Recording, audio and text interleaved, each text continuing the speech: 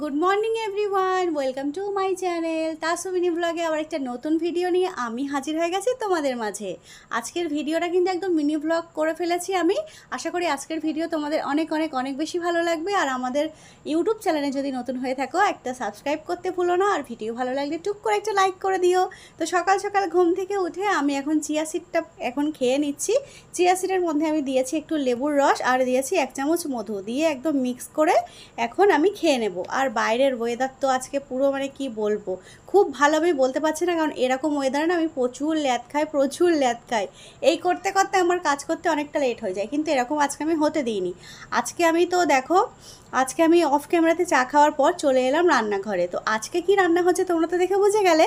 হ্যাঁ, আজকে কিন্তু রান্না হচ্ছে চিকেন দিয়ে, চিকেনের সঙ্গে আজকে আমি ঝিঙে আলুর একটা পাতলা ঝোল বানাবো, যেটা দেখতে অনেকটা চিকেন স্টুয়ের মতো দেখতেও হয়েছে, খেতেও হয়েছে অনেকটা ওরকম, কিন্তু মশলাটা একটু বেশি দিয়ে করে ফেলেছি, কিন্তু অনেক ইয়াম্মি আর টেস্টি হয়েছে। আজকে কিন্তু ফার্স্ট টাইম আমি চিকেন দিয়ে এইভাবে ঝিঙে আলুর ঝোল খেলাম। চিকেন দিয়ে ঝিঙে আলুর ঝোল ভাবা যায়? আমরা বাঙালি, আমরা সব কিছু পারি, কিসের মধ্যে যে কি দেওয়া বাকি আছে আমি জানি না। এরকম মনে হয় আর কিছু নেই যে সেটার মধ্যে কিছু দিয়ে আমরা রান্না করে খাইনি আসলেই। তো চলো আজকে ঝিঙে আলুর আর চিকেনের রান্নাটা একদম শুরু করে দেওয়া যাক। তো দেখো, রান্না তো আমি শুরু করেই দিয়েছি তোমাদের সঙ্গে বকবক করতে করতে।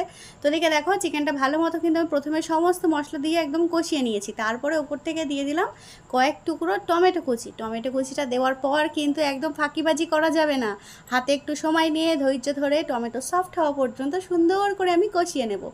তো এখানে দেখো টমেটোটা বেশ নরম নরম হয়ে গেছে, কষানো ভালো হয়েছে, মশলাটা একদম ভাজা ভাজা একটা সুন্দর গন্ধ বার হচ্ছে।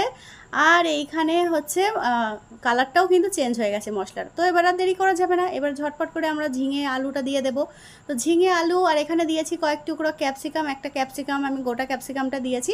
তো আজকে হলো কি, আমি প্রথমে ভাবলাম যে কষানোর আগে যদি আমি ঝিঙেটা কষিয়ে তারপর চিকেনটা দিলে কিন্তু টেস্টটা ভালো আসবে না, ঝিঙে থেকে প্রচুর পরিমাণে পানি ছাড়বে। তো মশলাটা কী হবে, ভালো করে কষানো হবে না, মশলা থেকে একটা কাঁচা গন্ধ থেকে যাবে।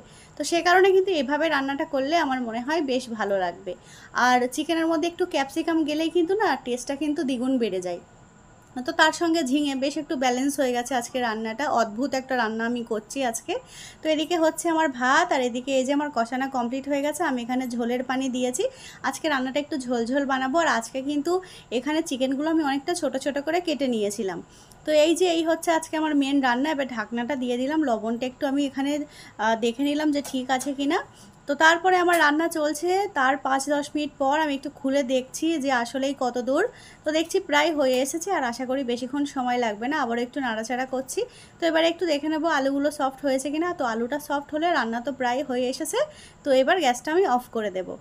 তো এদিকে দেখো, এই যে রান্না আমার চলছে, এখনও চলছে, আলুগুলো একদম সফট হয়ে গেছে, আর একটু হালকা আছে শক্ত। তো বেশিক্ষণ সময় আর লাগবে না, আর 2 থেকে 4 মিনিট, 4-5 মিনিটের মধ্যে রান্নাটা কমপ্লিট হয়ে যাবে। তো এখানে আবার আমি ঢাকনাটা বন্ধ করে রেখে দেবো।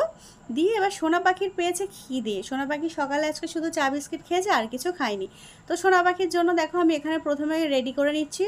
তো এইখানে আমার আর সোনা পাখি দুজনের জন্য নিয়েছি, সোনাকেও খাইয়ে দেবো, আমিও একটু খেয়ে নেবো, কারণ আমারও প্রচণ্ড খিদে পেয়ে গেছে। আমিও সকালে সেই শুধু চা বিস্কিট খেয়েই কিন্তু আছি এখনও। তো সোনা পাখিকে আগে খাইয়ে দেবো, তাই সোনার এখানে ভাতটা রেডি করে দিচ্ছি।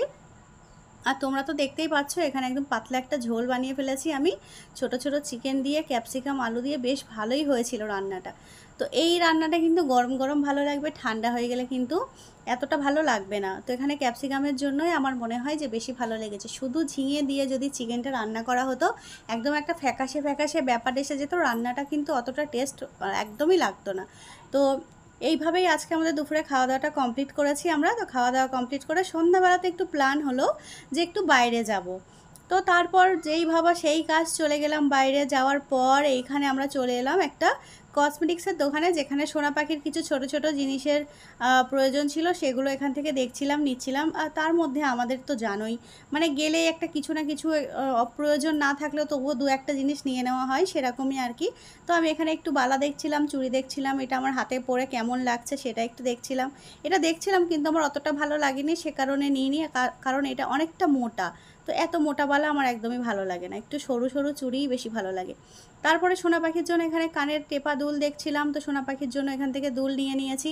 তো তারপর কিছুটা কেনাকাটা করার পর এখন সোনা পাখি খাচ্ছে এখানে দাঁড়িয়ে ফুচকা, আর আমি দাঁড়িয়ে দাঁড়িয়ে দেখছি কারণ আমি খেতে পাচ্ছি না। তো আমি আমার জন্য পার্সেল করে নিয়ে এখন চলে যাব বাড়িতে।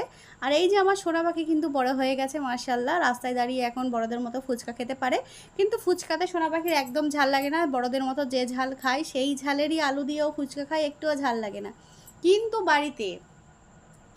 বাড়িতে যখন একটু তরকারি একটু ঝাল হয়ে যাবে তখন বাবা গো সে কি অ্যাক্টিং, জিভটা বার করে হাওয়া খায়, কি ঝাল লাগে, চোখ দিয়ে পানি বার হয়ে যায়। কিন্তু ফুচকা খেতে গিয়ে সেরকমই কিছু হয় না। আমার মনে হয় এরকম এক পিস সবার বাড়িতে থাকে যাদের ফুচকাতে ঝাল লাগে না। তো তারপরে আমরা চলে এলাম একটু সোনার দোকানে, যেখানে আমরা কয়েকটা ছোট ছোট জিনিস নেওয়ার ছিল, তো সেগুলো এখানে নেওয়ার জন্য এসেছি। এখানে বসে আছি, অনেক ভিড় এখন জমে আছে, কিছুটা ফাঁকা হবে তারপর আমাদের লাইন। ভাবা যায় আজকাল সোনার দোকানে গিয়েও এভাবে লাইন দিয়ে বসে থাকতে হয়। তো কি আর করা যাবে, এখানে বসে বসে আমরা এখন গল্প করছিলাম। তো গল্পগুজব করে আমাদের জিনিসপত্র নিয়ে আমরা চলে এলাম বাড়িতে। তো বাড়িতে আসার পর এখানে দেখো সুন্দর করে এখানে আমার মা একটা লেবু ছাড়িয়েছে, তো আমি বাড়িতে এসে লেবুটা মেখে ফেলেছি। মাখার পর যেটা হয়েছে আর কি, একটু ঝাল বেশি হয়ে গেছে, মানে একটু বেশি না, প্রচণ্ড প্রচণ্ড বেশি হয়ে গেছে। এই আর কি, ঝাল ঝাল লেবুটা খেয়ে আজকের দিনটা এখানে কমপ্লিট করছি। চলো আজকের ভিডিওতে যদি কিছু ভালো লেগে থাকে অবশ্যই একটা লাইক করো, কমেন্ট করো, শেয়ার করো, ইউটিউব চ্যানেলটা সাবস্ক্রাইব করতে ভুলো না। দেখা হবে তোমাদের সঙ্গে নেক্সট ভিডিওতে। আল্লাহ হাফেজ।